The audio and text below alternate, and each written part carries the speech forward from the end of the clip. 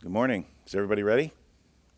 Well, thank you for joining us this morning, and we're glad that we've been able to extend St. Patrick's Day and celebrate with the Taoiseach today at lunch and later in the White House. Also is a day where the Republicans have rolled out their budget, and it's déjà vu all over again. Medicare is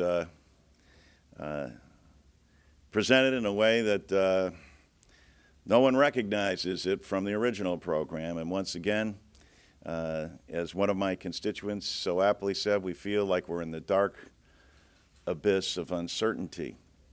We assure them that Democrats will be here fighting on behalf of full funding of Medicare and keeping the program so it's the beneficiary who remains whole, and we focus where we need to on eliminating the waste from medical devices, from big pharma, from insurance, from docs, from hospitals, from the trial bar, and not on the backs of beneficiaries. Also, we note that the Republicans are back. It's not clear whether we're going to take up a transportation bill. And the country still needs to be put back to work, and we've yet to see the President's jobs bill brought to the floor of the House of Representatives.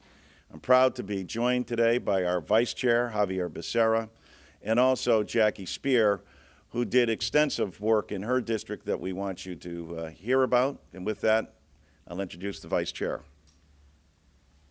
Mr. Chairman, thank you very much. And 440 days. That's how long Republicans have been in control, and yet no comprehensive jobs agenda has been presented to the American people by our Republican majority.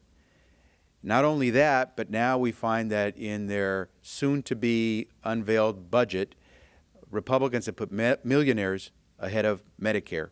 And so we're left to wonder, if you're not going to do job creation, then at least take your foot off the brake so that the President and his agenda can move forward to build on the close to 4 million jobs that have been created over the last 2 years, with the work of the President and those in Congress who are willing to work with him on moving a jobs agenda. But if you're not going to do that, then at least do more than just words and do something through real action to create jobs, or at least to protect Medicare, not to eliminate it. And what we find today is, as the chairman just said, that the Republicans are going to rehash last year's budget proposal, which ends Medicare. It ends the Medicare guarantee for seniors. It cuts, obviously, benefits to seniors who need health care. And it puts a real bottleneck in the whole process of health care reform. And so we're hoping that we can have some opportunity to find common ground with our Republican colleagues to move the economy forward, to move an agenda for the American people forward with our Republican colleagues. It makes it tough, especially when you find that the chairman of the Budget Committee is spending thousands of taxpayer dollars to do videotapes, campaign-style videotapes, to talk about his budget and lecturing the American people on his budget, instead of using the money to get a real budget out and help us create jobs in the private sector. It's unfortunate that taxpayer money, probably more money than is earned by a majority of Americans, has been spent by the Budget Committee chairman to do a campaign-style videotape to talk about his budget. That's where we are today. Democrats are moving forward. We continue to work both here in D.C. and in our district to try to convey to people that there is hope and there are opportunities to build jobs and protect Medicare for our seniors. And someone who's been doing quite a bit of that is my colleague and friend from California, Jackie Spear. Thank you, Javier. The message really is we're not going to allow the clock to be turned back. In my district this past week, that was a strong message. We're not going to allow the clock to be turned back for women's health. We're not going to allow the clock to be turned back for a time when seniors didn't have Medicare. And we are going to be about building jobs.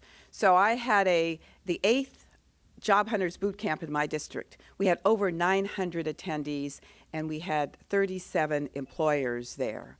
It was also an opportunity for workers who wanted to get back to work to hone their skills, whether it was brushing up on their interview skills or making their resumes top-notch for the internet and how we move forward. And then I met with 200 young women and men at a state university, where we had many Sandra Flukes speak about what healthcare meant to them and what contraceptive and access to contraceptive meant to them.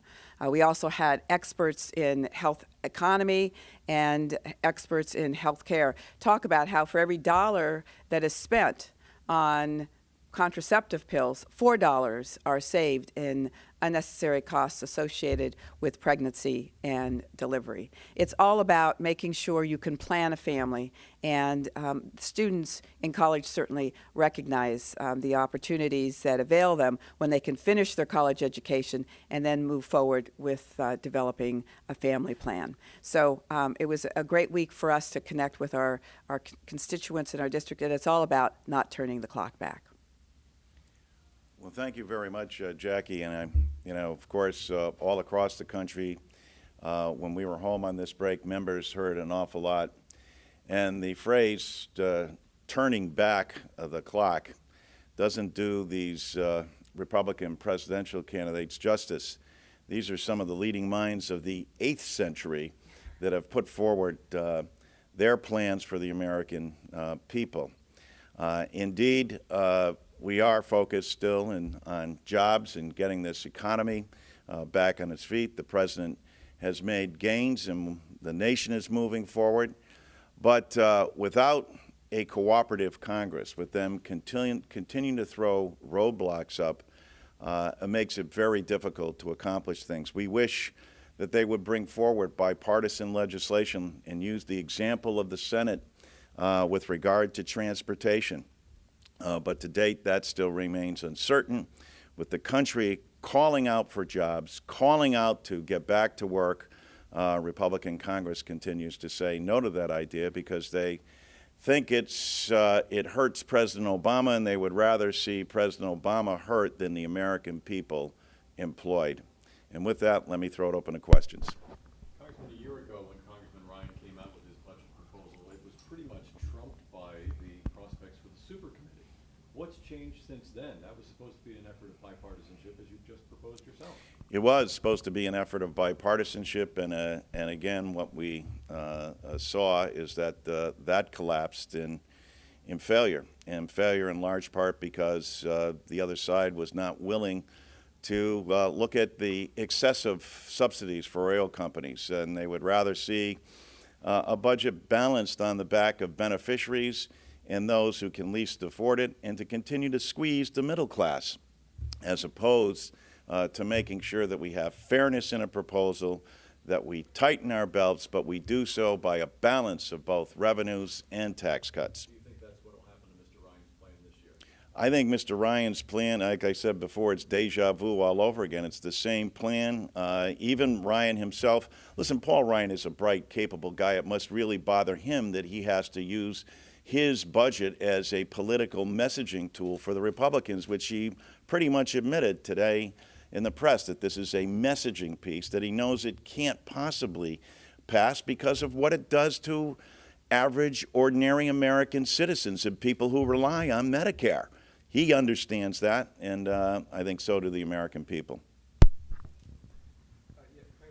Many of the provisions in the President's health care law are popular, the benefits and so forth, but the law itself is unpopular by about 10, 11 points in polls. Why is that? Well, can you think of any other piece of legislation that has been steadily attacked since its inception, before it was even on paper? And let me just point out one particular, because this really is personal, and death panels, for example. You've seen all those death panels around the country, right? But for more than a year, people were harping on death panels. Let me tell you what a death panel is. My mother has 3 congestive heart failures. She's had multiple sclerosis for more than 30 years. She has the onset of dementia. She sat down with our family and her doctor because she just wanted to go on her own terms. She preferably wanted to be at home. And she said in her words, I no longer want to be a burden on my children, which she, of course, never is. But we were able to sit down with a doctor and her, and she was able to say, I don't want to be intubated. I don't want to be kept alive artificially. Just let me go naturally. That is what's been called a death panel. This is something that I believe every American, if they choose, wants to do. Wants to make sure. I know in my own case and for my family, that's what I would like, and I'm sure all of America does as well. So your point, to the point that this whole Affordable Health Care Act gets demonized, yes, there are things that can be fixed in it, but look at the enormous benefits that have come from it. Children able to stay on the policy to their 26, pre-existing conditions addressed, the disparity between what an insurance company charges for male and female, the enormous benefits that you heard Jackie extol about women's health and what it means to them to put them on parity, no more screenings where you have to put up a copay so that the preventative side is there, the extensive work that's being done on making sure that we have are able to link technology and efficiency, the stepping up of making sure we're getting fraud out of the healthcare system, all of which haven't received nearly the attention that demonizing the bill does. And of course, the more that the American people understand, they appreciate this. And just like Social Security and Medicare before it, now it's the Affordable Health Care Act, or what the Republicans derisively call Obamacare. You know what? The president likes it when he says that, because Obama does care about the people of this country. The other guys still seem to be frozen in this indifference towards what this means to families. I was in New Hampshire this past week and met with at least 3 or 4 families who came up to me and told me how they were personally impacted by the Affordable Health Care Act and what it will mean to them. A mother back in my district in Manchester said, I have a 19-year-old son who has inoperable liver disease, who's waiting for a transplant. If not for the Affordable Health Care Act, he'll go off my policy before we get a chance to do it. These are the real life situations. And you're going to hear people continue to talk about that. This week marks the anniversary of the signing, and each day, yesterday, the Vice Chair and Jan Schakowsky and Doris Matsui led a discussion about the impact of the Affordable Health Care Act on the elderly. And this week, we'll continue to step that up. I don't know if you want to add anything up there. Well, listen, thank you very much for joining us today.